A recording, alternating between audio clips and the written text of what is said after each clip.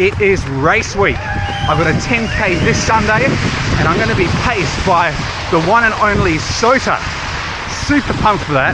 So this video is going to be a bit of a training vlog, behind the scenes look into my interval sessions, probably a bit of strength work, mobility, workout fueling, race prep, all that good stuff. So if you're new here, my name's Jimmy. I'm a very ordinary, average runner, and I've got a long-term goal of running sub 2:30 marathon. I'm miles off that at the moment. So the next stepping stone on the way to that is I'm hoping to run under 3 hours at the Perth Marathon in 3 weeks and 4 days. So it's Wednesday today and I've got an interval session planned. It's 4 by 10 minutes with 2-minute recoveries. And it's the same as the 3 by 12 minute classic NSA interval session. This is just one of the modifications I've made for marathon training. So same intensity, but I'm just getting in a little bit extra work there. I'm aiming for the paces to be between 4:08 per K and 3:58, which is quite a wide range. And I've had a fair few people ask about where should I sit in that range? And the answer is at the bottom when you're starting out. It's way better to undercook these sessions than overcook them. The idea is long-term sustainability over years and years and years, rather than trying to nail any one workout. So don't fall into the trap of being scared of leaving gains out there, because you're going to get 99% of the training effect by going a little bit under, but you're going to recover way faster.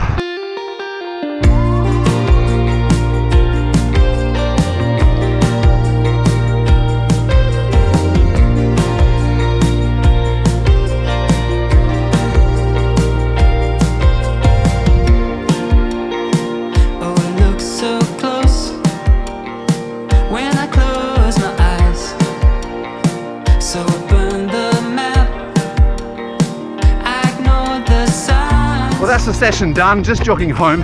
I'm really happy with how that went. I was wondering how I was going to perform after the long run on Sunday. So I had my biggest run of the build, big run, but I've pulled up really well, which is surprising because going into the run, I felt just a bit fatigued and tired. And that's because I overdid it in the gym the week before. So because I'm doing full body strength workouts every day, you have to be so disciplined to control that intensity. And I overdid it and was still paying for the consequences of that going into that long run. But happy to say, after a couple of days of taking it easy, I feel back. I was consciously trying to hold it back a bit during that workout, just to ensure I'm not tired going into the race on Sunday. So I was surprised that some of the splits, they were decent. They were quicker than I was expecting. I think that last one, I averaged 4:02, 4:03 per K. So really happy with that. And there's not much else to say about the session really.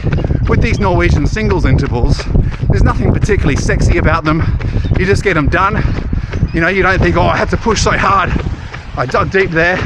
There's none of that nonsense. You just go get it done, take it easy, and then go about the rest of your day.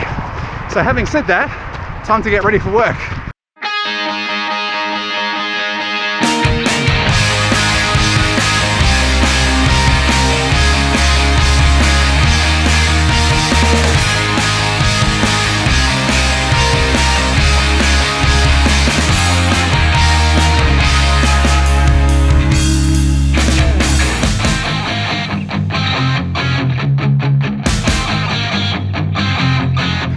Out on my easy run and trying to think of a race strategy, how I'm going to attack Sunday.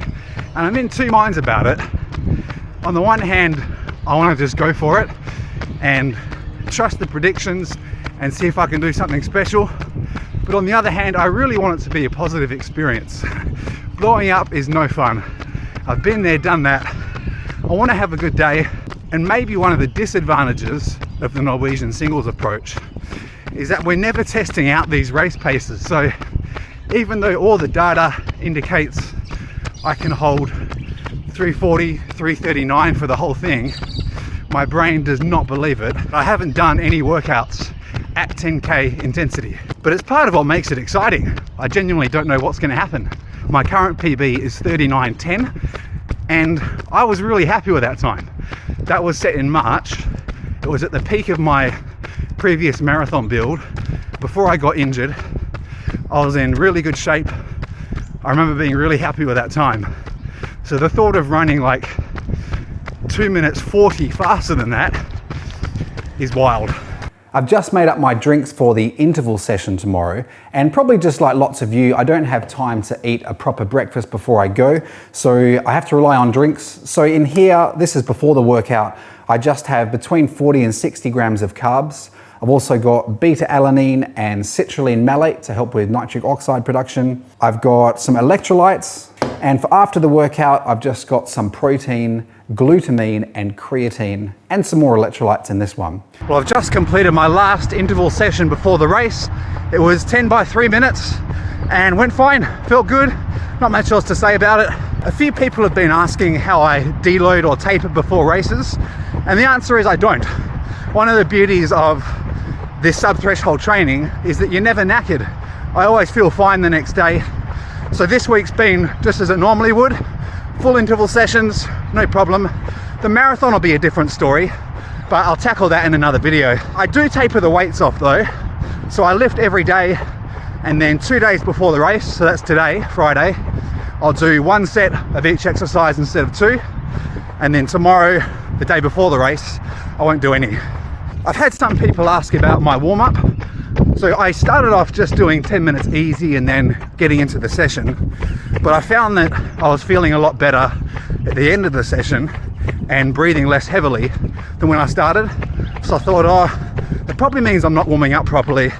So now I do 10 minutes easy, then I do 1 minute at threshold, 2 minutes easy, another minute at threshold, 2 minutes easy, and then into the session.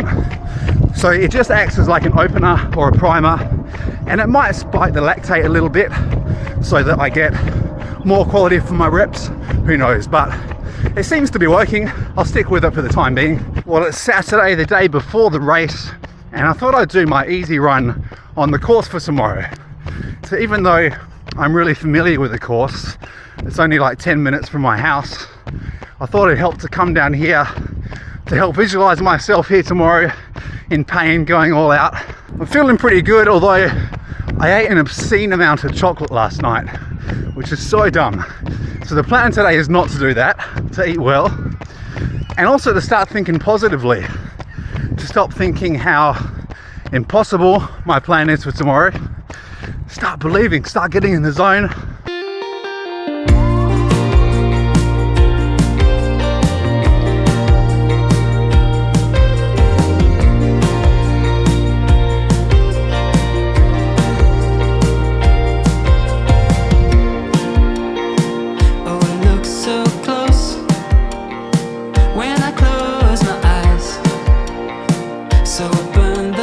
Just getting my drinks ready for tomorrow, and before the race I'm going to have sodium bicarb with beetroot juice.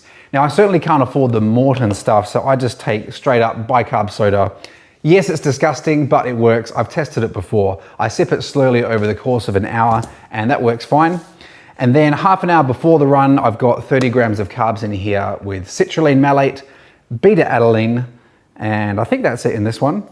And then for after the run, I want to bounce back and recover as fast as possible because I've got a big workout coming up. So this is just a recovery drink. I've got carbs, protein, glutamine, and creatine in here. All right, I got my kit laid out already for tomorrow. So going with the running tights as always. These are 2XU compression tights. I like them. They've got like, I think 5 pockets in this one as well. So these are really good. Running vest, nothing exciting about that. Got my hat for the Insta360, so I'll be wearing this to get some point of view footage, and Sota's gonna be running with his GoPro. Heart rate strap, this has been useless lately, but I'm gonna try resetting it again tonight to see if we get any usable data from it. This is the really exciting thing. I'm trying out the new Vaporfly 4s for the first time tomorrow.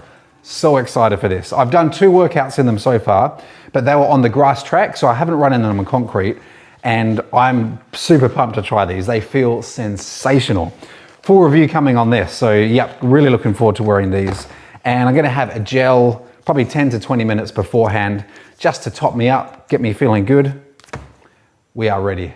All right, that is race week done. The training is in the bank, and all that remains is for me to go and get it done tomorrow. I need to start thinking positively. There's too much doubt, too much negativity. I need to flip that around. Hit subscribe if you haven't already, and I will see you back here on Sunday for the race video.